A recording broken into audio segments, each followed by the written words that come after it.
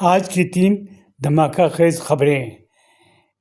ایران نے green land پر قبضہ کرنے کا پورا پروگرام بنا لیا۔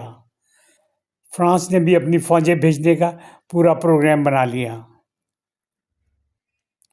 اور ڈنمارک نے کہا ہے کہ گرین لینڈ ہمارے ملک کا حصہ ہے، ہم امریکہ کے فیصلے کو قبول نہیں کریں گے، نیٹو ٹوٹ کر بکھر جائے گا اور یورپ بھی ٹکڑے ٹکڑے ہو جائے گا، سب اپنے اپنے لائن پر چلیں گے۔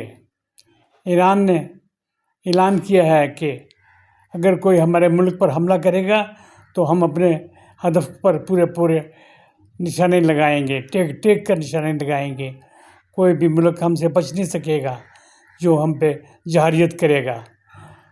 دبئی کے حکمرانوں نے کہا ہے کہ ہم بھارت کے ساتھ دفاعی معاہدہ کرنے والے ہیں، اور دبئی کے جو امیر ہیں وہ آج کل بھارت کا دورہ کر رہے ہیں۔ یہ تھی آج کی خاص خبریں۔